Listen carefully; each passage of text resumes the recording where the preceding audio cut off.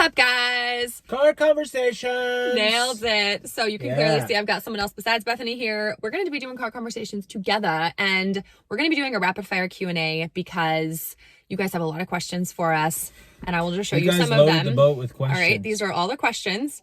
Still going. Okay. So we're not going to be able to get to all of them, but I'm going to just literally I've scanned through them, and I'm just going to pick a bunch, and we're just going to go fast.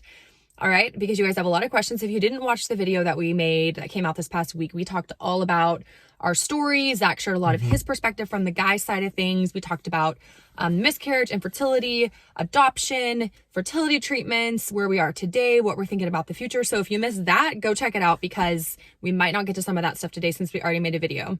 Are you ready for this? Ready. You ready? Let's do it. Okay, and these are all the whole spectrum. So how to prepare for marriage. Some are really deep and some are really light. How to prepare for marriage. Rapid fire. You got it. How to prepare for marriage.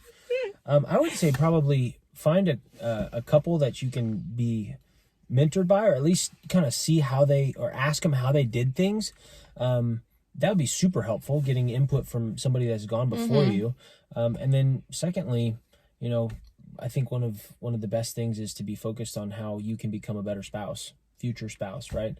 So not be just so hyper focused on what the other person needs to be, but how can I grow? What is God showing me in my life that I need to get better at? So yeah, that's awesome. How Teresa asks, how did you, Kristen, know that Zach liked you before he told you?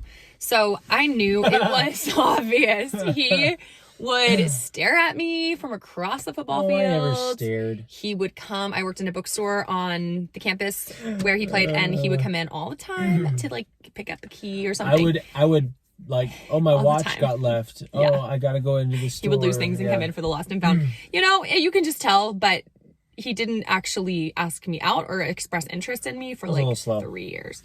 So it was a lot of interest. She says this all the time. 3 years. 3 years. It was a long time. Okay. Let's see. How do you help each other grow in your faith? Ooh, that's a good one. Well, we pray together every night. And every morning. And we are... Which I love.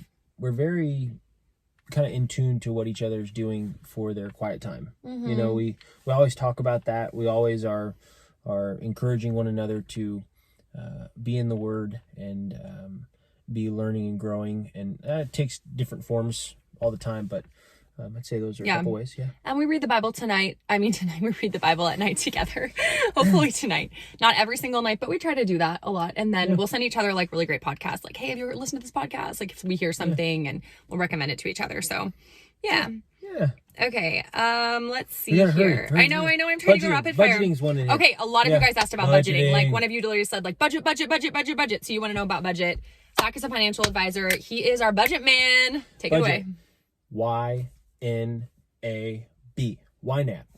You need a budget. Boom. And what is YNAB? Is YNAB a thing? It's an app. So you should go check out the app. Maybe I'll even put a referral link in the bottom because that would be awesome. But YNAB is a phenomenal program. It totally changed Kristen and I's marriage as it relates to finances, and finances tends to kind of spill over into other things. So man, having a plan and knowing where every dollar goes and being on the same page is huge. But I will say the first month or two is brutal, but you got to push through it and watch the tutorials. It will pay off big time. It's changed our marriage. Budget. Even if you're single and you don't have, a lot of responsibilities, start now, get in the habit. It's a big deal. You got a lot of people, some of my single sisters on it, and they're really thriving. Oh, yeah. Okay. A million of you people were asking about adoption. We did talk about this in the last video, but we'll give you a nutshell on this one. So we have always been praying about adoption, literally. It's always on our hearts, on our minds. We don't believe every family or couple is called to adopt. We don't believe it's wrong if you don't adopt. Clearly, God has us in a unique season where we get pregnant, we aren't able to carry, we miscarry, and then we're struggle with infertility in between that. And so it's something that's definitely on our hearts. We have been praying a lot. We've prayed a lot about it in the past and just felt like God never opened the door, never gave us a piece about it, never made it clear or really directed us to adopt. And so it's something that we're continuing to pray about. And And, you know, it might happen. I mean, we think it's a beautiful, wonderful thing. Know a lot of families who've adopted, a lot of people who've been adopted, and we think it's awesome. Yeah. But we just want to make sure our hearts are in the right place and make sure that it's God's timing, not just us trying to force something to happen. So it is something we're actively praying about, and we'll see. Stay tuned and be praying for us, because it's a lot to navigate. Okay. Woo! Let's see. Daily routine. Well, we're kind of switching it up. We're trying different things. Oh, tell them about what we're trying and why. Okay, so we were getting up early at like 6 a.m. Maybe that's not early for some of you. 6 a.m. is early for us. It's like, wow, you know, okay. But I'm kind of a more of a morning person, so we were getting up at 6 and going to bed at 10, and 6 a.m. Between 6 a.m. and when I leave for work about 8:30 is when we would work out and do Bible time and have coffee and that kind of thing. So we find ourselves not really doing a great job at getting the workout in because we rather sleep.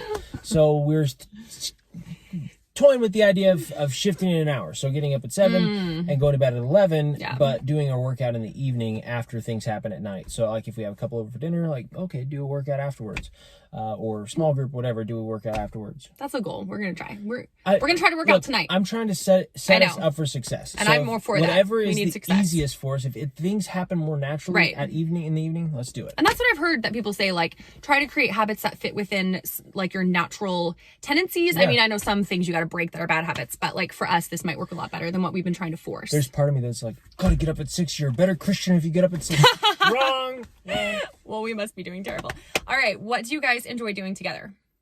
Ooh, national parks. Yes! Junkies! I was gonna say, okay, woo! Yeah. I'm wearing my national parks Rocky Mountain baby. So we recently, I mean, in like the last couple of years, we've always loved camping, but we started doing like this national park trend where we go to national parks and we try to like tour a bunch at the same time. It's so fun. Not at the same time, but like in the same week. Yeah. So we just got back from doing 2 national parks. You can follow my Instagram to see pictures of that, but we went to Guadalupe Mountain National Park, Carlsbad Caverns National Park, and they were amazing, incredible, so cool. Yeah, so fun. And so really in a couple months we're going to do a California tour, and we're going to hit up a bunch of parks we've never been to and explored, like Joshua Tree, Yosemite, Sequoia. Yo, what's up? We're going to road trip, and we're going to do it for like a week or like 10 days. It's going to be so watch out, California. Here comes some Texans. Yeah.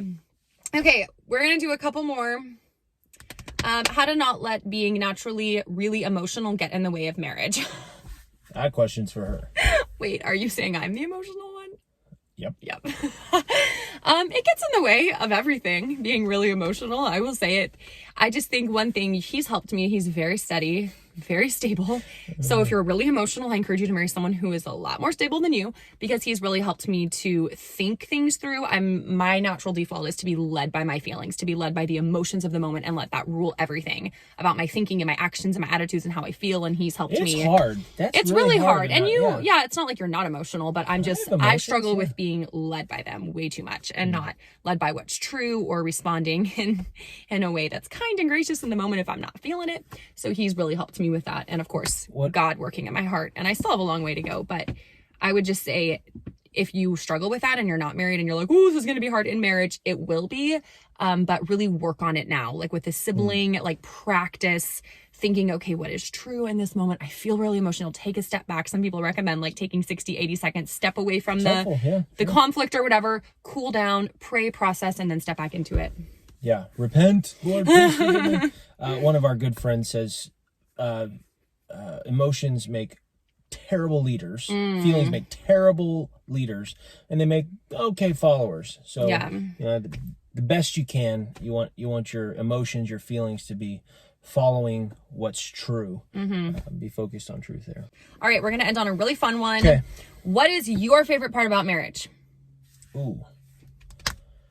Or a favorite part? I think lately it has been really fun. I know we mentioned national parks, but being able to have fun together in a context that's like outdoors and like camping, camping and hiking. We've had a blast with that. That's probably been my favorite lately. That's been so much fun. Yeah, I don't know. I feel like we're coming on 9 years this summer, and it just seems like these past few years we've had a wonderful marriage. I mean, ups and downs, conflict, like things like anybody.